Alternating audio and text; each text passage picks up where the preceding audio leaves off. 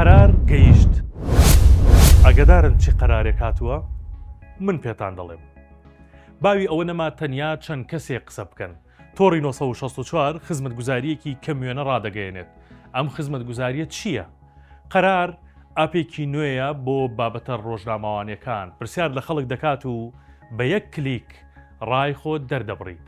بەڵام پێش ئەوەی بچمە ناو وردەکاری با یاسا گرنگەکاری قەرارتان پێ بڵێم. ئەگەر سەیری ئەم وێنەیە بکەن کەس نازانێت چۆن دەنگت داوە لە ئەپلیکیشنی قەرار. ئەگەر سیر بکەی بە ئازادی کۆمنت بکە، ناوت دەرناکەوێت. وەکوتم کەس نازانێت دەنگت بە چی بژاردەیەک داوە و هەروەها دەتوانی لە ناو ئەپلیکیشنی قەراردا ئەو بابەتەی کە دانراوە تۆ کۆمنت بنووسی، بەڵام کەس نازانێت تۆی کە کۆمنتت نووسیوە، بەڵکو بە ئازادی لە قەرارەوە ڕای خۆت دەردەبڕی. هەروەهایەکی تر لە تایبەتمەندەکانی ئەپلیکیشنی قەرار هەر کاتێک ویستت دەتوانیت دەنگەکەت بگۆڕیت. یعنی شەرت نییە ئێستا لەسەر فکرەیەکی بۆ ئەو بابەتەی کە دانراوە ڕای خۆتت نووسیوە یا ڕای خۆتت تووە یا لایکت کردووە کە بە دڵتە، پاش کەمێک ڕاکەی خۆتە گۆڕی. دیسانەوە ئەوەشت بۆ بەردەستە کە بتانی ڕای خۆت لە ئەپلیکیشنەکە بگۆڕی. تایبەتمەندیەکی تری ئەپلیکیشنی قەرار دڵنیا نیت لە بۆچوونێک لە دۆستێکت دەپرسی، ئەمەیان زۆر تایبەتە. بابەتەکە دانراوە تۆ ڕای خۆتی لەسەر ئەتەوێت دەربڕی، بە کۆمنت بێ، بە قسەکردن بێ، یاخود بە لایک بێ لەو بابەتە، بەڵام لی دڵنیانیت. ئەوەی بۆ زیاد کراوە ئەپلیکیشنەکە کە تۆ دەتوانی لە دۆستێکت بپرسی بڵێ ئەو بابەتە دانراوە، ڕای تۆ چییە لەسەری، دواتر ڕاکەی ئەو وەرگرن و دایبنێن لە ئەپلیکیشنەکەدا. ئەمە ئەپلیکیشنی قەرارە کە 964 وەکو خزمەت گوزاریەک دایهێناوە. ئێوە دەتوانن کە لە ئەپلیکیشنەکەەوە ڕاو بۆ چوونی خۆتان لەسەر کۆی و بابەتانە دانراوە بخەنە ڕوو. کاتێک ئابی قەرار دەکەیتەوە، ئابم شێوەیە پرسیارەکانت دێنە بەردەست بۆ هەر بابەتێک. زۆر 5 بژاردەت هەیە. لێرە زۆر ڕاستە بێلایەنم پێم وانییە بە تەواوی دژیم، یعنی ئەم بژاردانە دێتە بەردەست. بۆ نمونە لانی ئەرگۆمنتەکان جیاکراوەتەوە، یاخود بڵێن بابەتەکان و جیاکراوەتەوە. ئەمە لەسەر سوۆشیال میدیا ئەم پرسیارە بۆ نمونە، یاخود ئەم بابەتە وروژێنراوە لە ئاپەکەیە.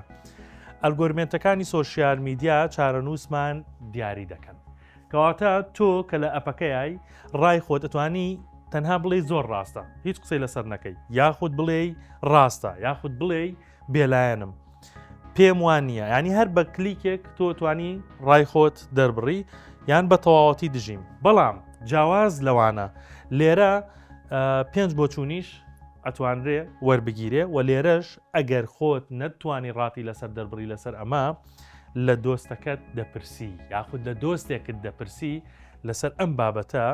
ئەلگۆریتمەکانی سوۆشیال میدیا چارەنووسمان دیاری دەکەن، لەسەر ئەمە بۆ خۆت قسە دەکەی بە شێوەیەکە کە یەکێکیان هەڵدەبژێریت یەکسەر ئەنجامەکەی دەردەکەوێت. لێرە لە خوارەوە لە بەشی کۆمنت هەیە، دەتوانیت کۆمنتی خۆت بنووسی. وەکوتمان تەنیا خۆت ناوەکەی خۆت دەبینی و کەس نازانێت تۆ کەیت. لێرە لەم بەشە دەتوانی لە هاوڕەیەکت لە دۆستێکت بپرسیت پرسیارەکەی بۆ دەنێری جا بە واتسئاپ بێت یان بە هەر هۆیەکی تر، ئەویش ڕای خۆی لەسەر دەدات و بابەتەکان ئاڵۆز نین. پرسیاری زۆر سادەی ڕۆژانەی تێدایە، بەڵام زۆر گرنگ. هەموو کەسێک بۆ نمونە لەسەر شوناس لێرە نووسراوە لە خواردندا ئێمە تەنیان لە کەباب و برنج و شلە دەزانین. لەسەر ئەمە دیسانەوە تۆ توانی ڕای خۆت بڵێ، ئەتوانی بە کلیکێک بڵێ زۆر ڕاستە، یاخود ڕاست نییە، یاخود بێلایەنم، یاخود پێم وانە، یاخود بە تەواوەتی دژی. و دیسانەوە لەسەر ئەمەش دەتوانی کۆمنتی خۆت بنووسی یان ڕای دۆستێکت لە ئەپلیکیشنی قەرار وەربگریت و لەوێ دایبنیت. هەر بەم شێوەیە ڕای گشتی یعنی دروست دێتە ئاراوە، ئاپەکە دابەزێنن زۆر ئاسانە بۆ بەکارهێنان.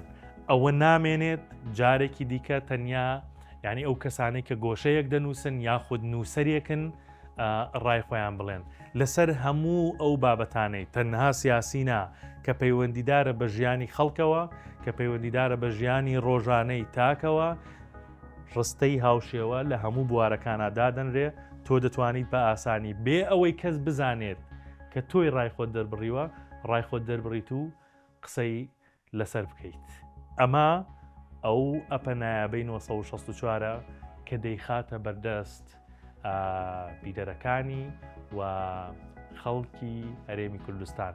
دەمەوێت یەک شتی دیکەتان پێ بڵێم ئەپەکە تایبەتمەندیەکی تری هەیە کە بە هەر سێ زمانی ئینگلیزی عەرەبی کوردی بەردەستەواتە تۆ توانیت ئەو مداخەلەتانە یاخود ئەو تێبینیانە ببینیت بە کوردی یاخود بە عەرەبی یاخود بە ئینگلیزی و ئەپەکەش بە هەمان شێوە بە شێوەیەکی سەردەمیانە دەتوانانی بە تاریکی یاخود ڕووناکی ببینی و سەرجەم بۆ چوونەکانی تیادا جێ دەبێتەوە.